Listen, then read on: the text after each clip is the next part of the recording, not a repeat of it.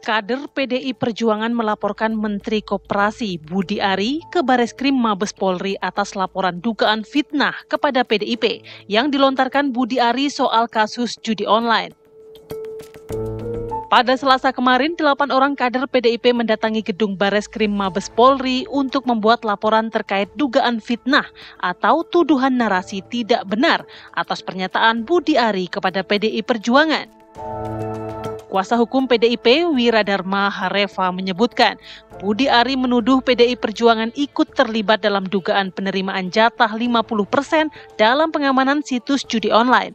Adapun bukti pendukung yang dibawa tim PDIP adalah rekaman dan beberapa tangkapan layar dari media sosial. PDIP mengajukan sejumlah pasal, antara lain pasal 27A Undang-Undang Informasi dan Transaksi Elektronik tentang larangan menyerang kehormatan atau nama baik seseorang melalui sistem elektronik. Kemudian pasal pencemaran nama baik dengan ancaman penjara 9 bulan dan denda Rp4.500.000, serta pidana fitnah dengan ancaman hukuman paling lama 4 tahun penjara. Tim TV One mengabarkan.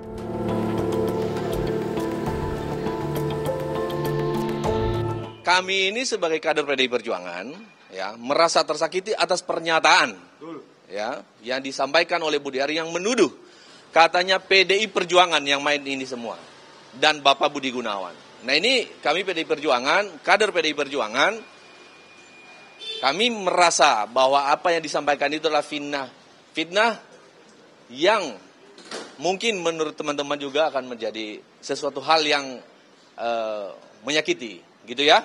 Jadi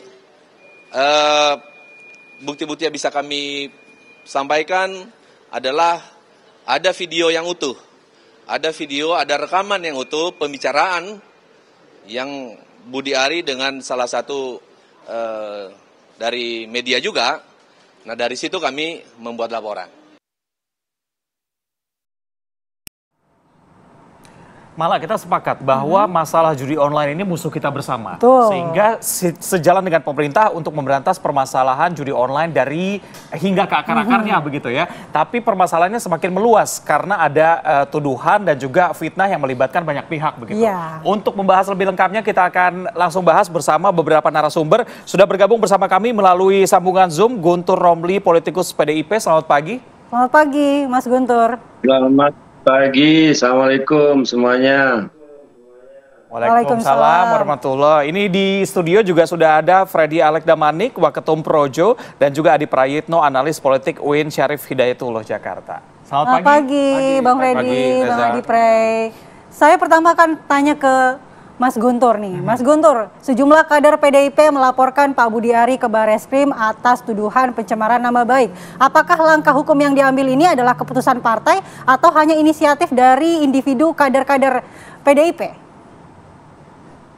Ya, terima kasih Mbak. Jadi pelaporan kemarin itu memang merupakan inisiatif dari kader PDI Perjuangan yang merasa marah, tersinggung atas fitnah yang dilontarkan oleh Budi Ari melalui percakapan dengan wartawan yang kemudian diunggah di kanal YouTube Ratas TV pada tanggal 21 Mei. Kemudian rekaman itu beredar dan potongannya juga beredar, yang salah satu isinya yang menurut kami paling fatal fitnahnya adalah dengan menuduh PDI Perjuangan dan Bapak Budi Gunawan, Menko Polkam sebagai otak di balik framing bahwa Budi Ari menerima jatah 50% dari judi online. Padahal kalau kita simak secara bersama-sama, itu merupakan dakwaan resmi dari kejaksaan yang sidang perkara judi online itu sedang berlangsung. Dan kami sangat keberatan PDI Perjuangan dikaitkan dengan persoalan judi online, karena judi online merupakan musuh kita bersama, saya sepakat. Kemudian juga kita melihat korban dari judi online ini rata-rata paling banyak adalah wong cilik, masyarakat kecil yang menjadi konstituen dari PDI Perjuangan. Bagaimana mungkin PDI Perjuangan dikaitkan dengan persoalan ini? Kemudian juga bagaimana mungkin PDI Perjuangan dikaitkan dengan dakwaan resmi dari kejaksaan kami tidak punya kapasitas untuk mengintervensi, dan saya yakin kejaksaan pun tidak mau dibilang diintervensi oleh suatu partai, oleh PDI Perjuangan. Nah, atas tuduhan tersebut, maka dari kader itu memang memberitahukan kepada DPP, dan kami juga tidak bisa melarang, kami juga memahami dan juga ya mempersilahkan kalau memang kader mau menggunakan langkah hukum, daripada kader itu mengekspresikan aksi-aksi di luar hukum, kan sebaiknya itu diekspresikan di koridor hukum. Demikian, Mbak. Oke. Baik. Saya ke Bang Freddy. Bang Freddy, sebelum kita lebih lanjut, kita mau konfirmasi dulu. Itu benar-benar suara Pak Budiari? Ya, jadi begini. Budiari saat ini jujur sedang memastikan ya, rekaman yang beredar tersebut apakah itu benar ya, rekaman. Jadi memang beliau pernah komunikasi dengan sebuah media online kepada Pemret dan wartawannya, tujuannya adalah untuk mengklarifikasi langsung. Mengklarifikasi langsung dan mempertanyakan ya atas berita ataupun judul berita yang mereka keluarkan. Ini saya bacakan ya. Buset, ternyata ex-Menkominfo Budiari minta jatah uang pengamanan judi online 50%. Boleh ditujukan ke kamera? Boleh. Oke. Baik. Lanjut, Bang. Ya, jadi tujuannya begini. Beliau sangat merasa dirugikan, beliau merasa di-framing, difitnah dengan judul ini. Oleh karena itu, beliau hubungin ini Pemret dan wartawan. Beliau jelaskan, ya, kenapa kalian nulis begini? Ini jahat memframing saya. Tidak ada di dakwaan seperti ini. Ya, beliau klarifikasi, jelaskan. Nah, terakhir beliau sampaikan, ya, Budiari sampaikan, karena diminta, oke, kami tulis ya, jangan dulu tulis, jangan ditulis, jangan dipublikasikan. Ya, ini klarifikasi saya supaya kalian paham, jangan ikut-ikutan framing.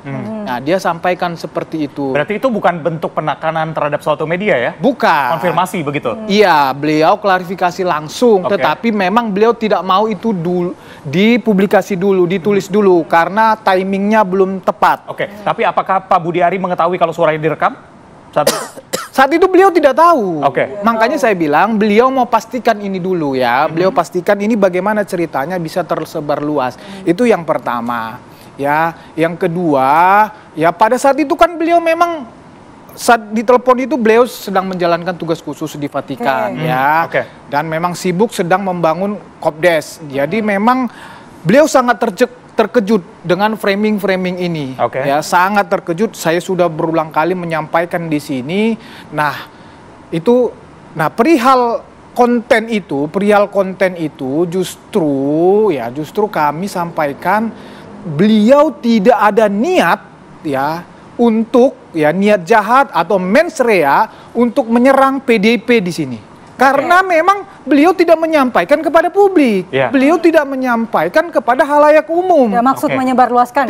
Tidak bermaksud seperti itu. Ya, itu. Berarti kalau off the record nggak apa-apa nyebut nama-nama orang gitu, Bang? Ya, kan kita biasa begini off cam kita ngomong-ngomong. Kadang kita talking di belakang layar atau internal. Kan biasa kita ngomong begitu kan. Berarti bukti juga punya dong, Bang ya? Bukti maksudnya? Untuk menyebutkan nama-nama tadi begitu. Karena ada beberapa nama disebut termasuk Budi Gunawan gitu. Iya, kita tidak bicara ke situ dulu.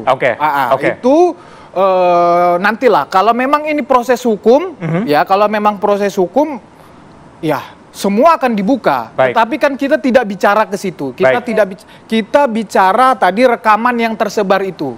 Ya, sekali lagi Budiari tidak pernah menyebarkan rekaman itu, dan ya Budiari tidak ada niat untuk menyerang kehormatan PDI. Nah, kalau tidak ada niat menyerang PDIP, apakah Budiari nanti akan melakukan klarifikasi dan mediasi bersama dengan PDIP? Itu yang saya sampaikan. Beliau saat ini sedang memastikan dulu rekaman itu.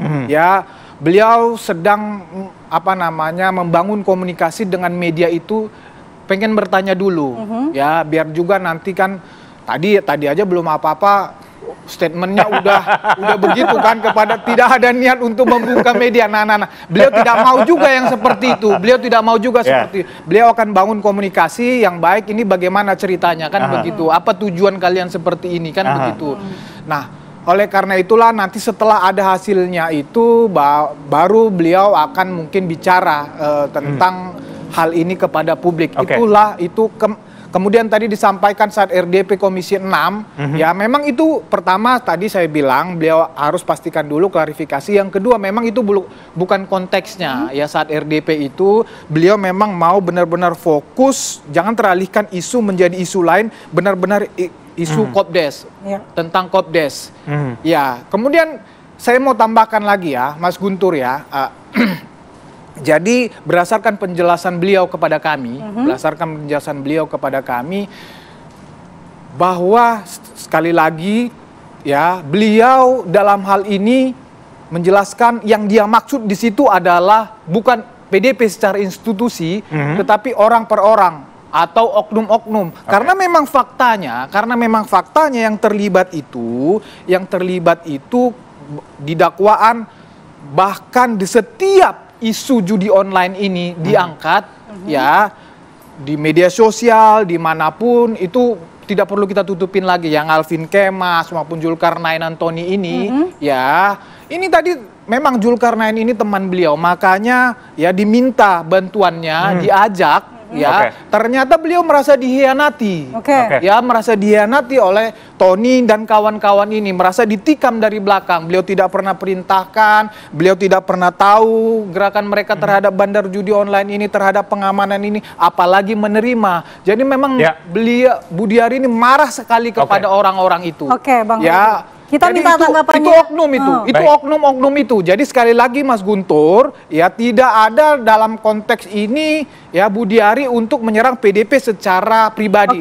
Tetapi oknum-oknum tersebutlah yang faktanya udah ada di dakwaan. Langsung saja kita minta tanggapan dari Mas Guntur. Silakan Mas Guntur. Ya, saya kira terkait misalnya persoalan antara Budiari dengan media, itu adalah urusan Budiari sendiri. Namun kalau kami juga mengerti terkait seluk-beluk, kalau ketika seseorang tidak terima dengan suatu pemberitaan, ya biasanya itu bukan dengan cara menelpon sambil marah-marah, apalagi melontarkan tuduhan. Yang harus dilakukan adalah memberikan hak jawab, atau kalau dia tidak puas mengadukan ke Dewan Pers. Ya, kalau kita menyimak rekaman antara telepon antara Budiari dengan wartawan tersebut, kalau kita benar-benar menginsafi, nadanya itu terkait dengan ancaman kalau saya melihat.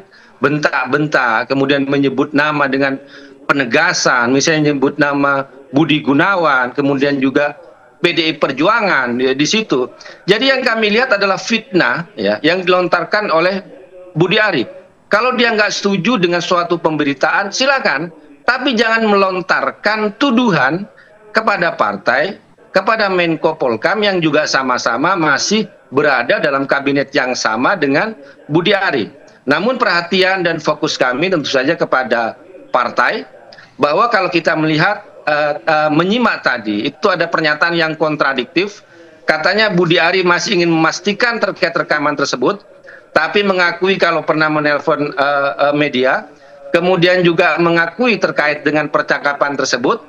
Jadi menurut kami apalagi yang ditunggu oleh Budiari, apalagi dalam sebuah RDP juga ketika dari tokoh-tokoh kami juga melontarkan semacam keberatan, tapi kami melihat tidak ada itikat baik dari Budiari untuk melakukan klarifikasi atau memberikan penjelasan. Ya, Mbak Puan Maharani juga meminta klarifikasi dari Budiari, tapi juga lagi-lagi tidak ada pernyataan resmi dari Budiari. Yang kami dengar hanya semacam pembelaan-pembelaan diri, kemudian juga sementara di publik juga melihat dan menyaksikan bahwa fitnah yang dilontarkan oleh Budiari terhadap partai, terhadap PDI Perjuangan semakin meluas. Dan karena kami sendiri sadar bahwa para kader ya juga memiliki pilihan sendiri untuk bagaimana mengekspresikan bantahan dan juga penolakan tersebut, ya kami persilahkan. Yang penting dalam koridor hukum, melaporkan ke polisi, bukan dengan aksi-aksi yang di luar hukum. Jadi kami saat ini memang lebih fokus lebih kepada fitnah yang dilontarkan oleh Budiari yang kami baca itu adalah kepada kelembagaan, kepada partai. Demikian, Mas. Baik. Baik, Bang Adi, tadi kalau saya boleh mengutip begitu ya, Bang Guntur berkali-kali menggunakan diksi fitnah begitu. Ada makna tersendiri nggak? Ya sebenarnya ingin menjelaskan bahwa kawan-kawan PDIP itu tidak seperti yang disebutkan dalam rekaman pembicaraan itu. Makanya kemudian ekspresinya ada yang melaporkan ke Bareskrim. Tapi kalau saya hitung satu persatu, ada beberapa opsi yang sepertinya satu persatu disampaikan oleh elit-elit PDIP. Misalnya pertama minta tabayun, semacam klarifikasi itu disampaikan oleh Puan Maharani. Dan Puan juga dalam statementnya meminta untuk tidak buru-buru memberikan kesimpulan dan penghakiman. Setelah itu kita juga mendengarkan pernyataan dari elit PDIP yang lain seperti Deddy Sitorus yang meminta untuk kepada Pak Budi Ari meminta maaf secara terbuka soal statement-statementnya itu, dan yang terakhir adalah soal pelaporan ke Bareskrim karena itu dianggap sebagai tuduhan dan seterusnya dan seterusnya. Ini nasi sudah menjadi bubur. Ke depan kita tinggal lihat bagaimana pergerakan-pergerakan terkait dengan ini. Tapi memang per hari ini tentu yang ditunggu oleh publik adalah pernyataan resmi secara officially dari seorang Pak Budi Ari terkait dengan apa yang sedang berkembang. Apakah betul bahwa rekaman yang disampaikan dengan kawan-kawan media online itu sifatnya off the record dan tidak boleh dipublish misalnya? Karena sesuatu yang sifatnya off the record tentu tidak boleh dong disampaikan secara terbuka. Betul. Yang kedua, apakah itu betul suaranya Pak Budi Ari ataukah sebenarnya kan sekarang banyak suara-suara yang mirip-mirip kita. Betul. Makanya tadi kita tanyakan di awal ya Pak. Iya, nah itu yang kedua. Dan yang ketiga tentu ya ini sudah ada proses hukumnya. Tapi bagi saya ini tentu akan memperpanjang bagaimana konflik politik sebenarnya antara Budi Ari dengan PDIP. Terutama setelah ada pecah kongsi gitu ya. Klub Solo kira-kira begitu dengan PDIP. Jadi bagi saya ini akan memperkeruh situasi bagaimana persoalan Pak Budi Ari dengan PDIP ya pastinya akan terus berlanjut. Tapi secara prinsip yang paling ditunggu oleh publik adalah pernyataan resmi dari Pak Budi Ari terkait dengan ini semua sih sebenarnya. Baik, kita akan lanjutkan nanti Mas Adi Pray bagaimana seharusnya PDIP merespons polemik ini, tapi kita harus jeda terlebih dahulu di Apa Kabar Indonesia Pagi sesaat lagi.